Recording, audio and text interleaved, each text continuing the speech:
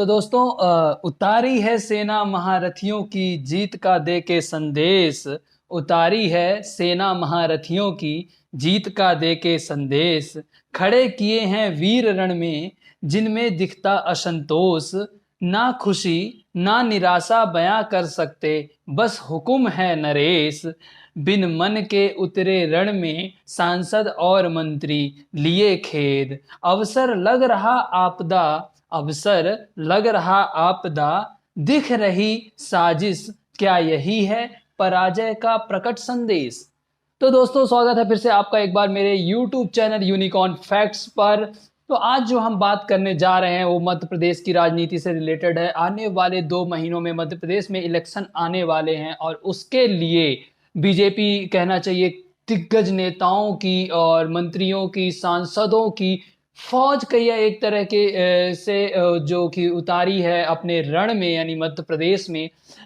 सात सांसद और मंत्री जो हैं अभी मध्य प्रदेश में जो अभी लिस्ट निकली है बीजेपी की कैंडिडेट लिस्ट, उसमें 7 सांसद और मंत्रियों के नाम हैं जिनमें से कहना चाहिए जो काफ़ी चर्चा में है नरेंद्र सिंह तोमर, जो कहना चाहिए केंद्रीय कृषि मंत्री रहे हैं, और कहना चाहिए कैलाश विजयवर्गीय एक बहुत बड़ा नाम है। अगर इनको देखा जाए तो ये मुख्यमंत्री पद के दावेदार भी रह चुके हैं या कभी ना कभी रहे हैं या कहना चाहिए हैं भी अपन कह सकते हैं, क्योंकि यहाँ पर जो असमंजस है बीजेपी की तरफ से, अभी तक उन्होंने मुख्यमंत्री के पद के लिए कोई घोषणा नहीं की है, उन्होंने कोई कुछ रिवील नहीं किया है।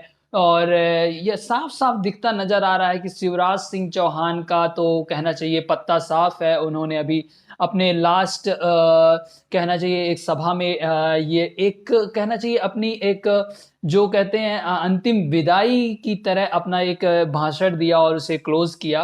तो कहना चाहिए बहुत सारे दिग्गज नेताएं यहाँ पर मध्य प्रदेश में हैं जो इस बार कहना चाहिए विधायकी के लिए कम्पिटिट कर रहे हैं। जी हाँ दोस्तों, ये कहना चाहिए कहीं ना कहीं मंत्री रह चुके हैं या सांसद रहे हैं और ये अब सब आकर कहना चाहिए एक ग्राउंड लेवल पर विधायक के चुनाव के लिए इन्हें बीजेपी के द्वारा कैंडिडेट लिस्ट में इनका नाम जारी किया गया है। तो क्या ये एक डर दर्शाता है बीजेपी को, या बीजेपी को हार का कहना चाहिए एक अनुभूति हो गई है, वो पैनिक हो रही है। चलिए देखते हैं, आगे बढ़ते हैं, सोचते हैं, समझते हैं और क्या है एक्चुअल रीजन, इस पर भी थोड़े नजर डालते हैं। तो दोस्तों जैसा कि आप जानते हैं कि जो बीजेपी है वो कहना चाहिए थोड़ा सा इस समय पैनिक सिचुएशन में है, क्योंकि राहुल गांधी की लगातार कहना चाहिए लोगों के बीच में चर्चा और कांग्रेस की और इंडिया अलायंस के बाद कहना चाहिए कहीं ना कहीं बीजेपी थोड़ा सा पैनिक सिचुएशन में आ गई है और उसके लिए मध्य प्रदेश एक अब महत्वपूर्ण अपॉर्चुनिटी बन चुका है। वो इसको कहीं ना कहीं हाथ से नहीं जाने देना चाहिए। ये हमारे और आपके लिए एक भ्रम की तरह है, ये ऐसा हमें लग रहा है या ऐसा बीजेपी दिखाने की कोशिश कर रही है। लेकिन अगर मैं आंतरिक बातें कहूँ या जो विभिन्न पत्रकारों द्वारा जो कही गई हैं सूत्रों से जो पता चला है, वो यह भी दर्शाता है कि कहीं ना कहीं बीजेपी के इंटरनल सर्वे में ये जो बड़े दिग्गज नेता हैं कहना चाहिए 2024 के चुनाव के लिए ये कहीं ना कहीं हारते हुए दिख रहे थे। इन्हें समझ में आ रहा था, इसकी वजह से भी इन्होंने कहना चाहिए इनका नाम अभी इस विधायकी की लिस्ट में डाला है, ताकि अगर ये जीते या हारे।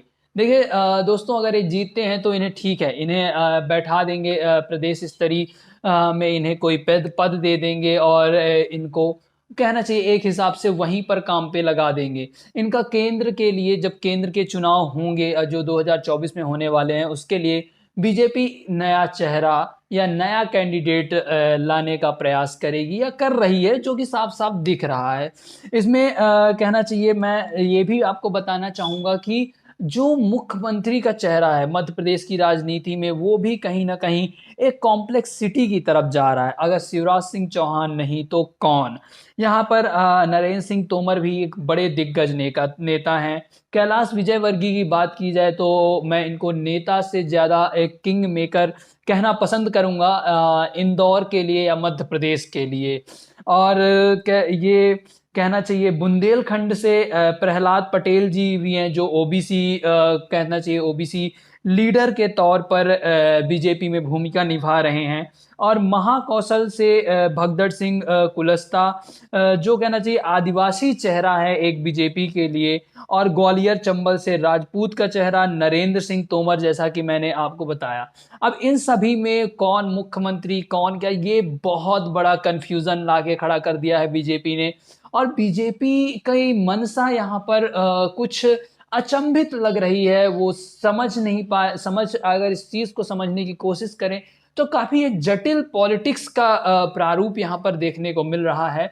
ये जो नेता हैं, चाहे वो सांसद गणेश सिंह हो, सांसद गणेश सिंह सतना सांसद लगातार 4 बार से रह चुके हैं और उन्हें अब कहना चाहिए सतना से ही विधायकी का चुनाव लड़ने के लिए उन्हें बोला गया है। और अगर हम कैलाश विजयवर्गीय की बात करें तो कैलाश विजयवर्गीय ने अब तब 1% भी इच्छा नहीं, एक माइंडसेट होता है ना लड़ने का। अपने को तो जाना भाषण, अब बड़े नेता हो गए, हाथ जोड़ने का जाते तो भाषण देना और निकल जाना, भाषण देना और निकल जाना, ये सोचा था हमने तो प्लान ये बनाया था कि रोज 8 सभा करनी है, 5 हेलीकॉप्टर से और 3 कार से, इस प्रकार रोज 8 सभा करनी है इस पूरे चुनाव में। और ऐसा प्लान भी बन गया था, पर आप जो सोचते वो होता क्या, भगवान की जो इच्छा होती वही होता। हाँ, मतलब एक माइंडसेट नहीं था चुनाव लड़ने का, ये बात सही है कि मैं चुनाव लड़ूंगा। अब ऐसा लग नहीं रहा था क्योंकि जिस रास्ते पर मैं पिछले 10 साल से चल रहा हूँ वहाँ चुनाव लड़ाने के लिए जा रहा हूँ, प्रचार के लिए जा रहा हूँ।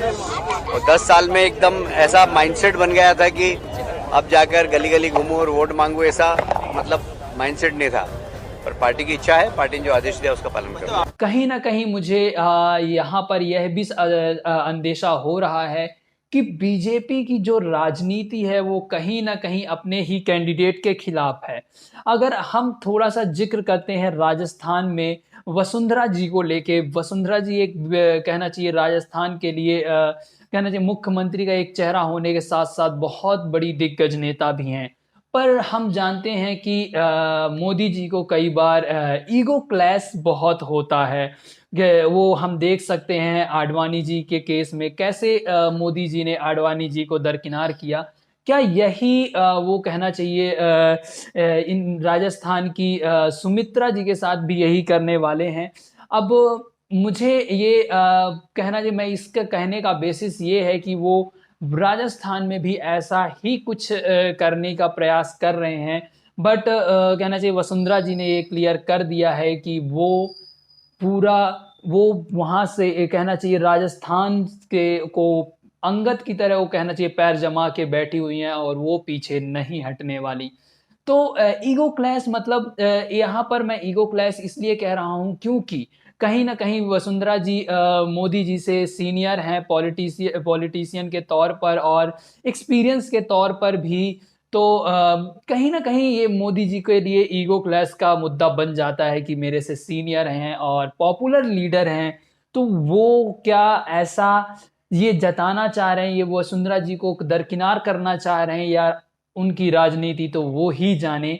पर यहाँ पर चुनाव के घमासान में बहुत ही चौंका देने वाली न्यूज़ लगातार आ रही है और बीजेपी के जो ये 7 कहना चाहिए सांसद और मंत्री की लिस्ट है वो हो सकता है आने वाले दिनों में राजस्थान में भी कुछ ऐसा ही करें। परंतु दोस्तों, जाने से पहले मैं एक और चीज़ कहना चाहूँगा कि बीजेपी जो भी कदम उठा रही है वो मुझे नहीं लगता कि वो बिना सोचे समझे उठा रही है। इसके पीछे कोई बहुत बड़ी मनसा बहुत बड़ी राजनीति है। पर ये इनका दाव इन्हें गर्त में पहुंचाएगा या चुनाव जितवा के ले जाएगा, ये आने वाले चुनाव के नतीजे ही बताएंगे। पर जो जहां तक मैं समझ पा रहा हूं, ये बीजेपी के द्वारा उठाया गया बहुत ही अविवेकपूर्ण कदम है।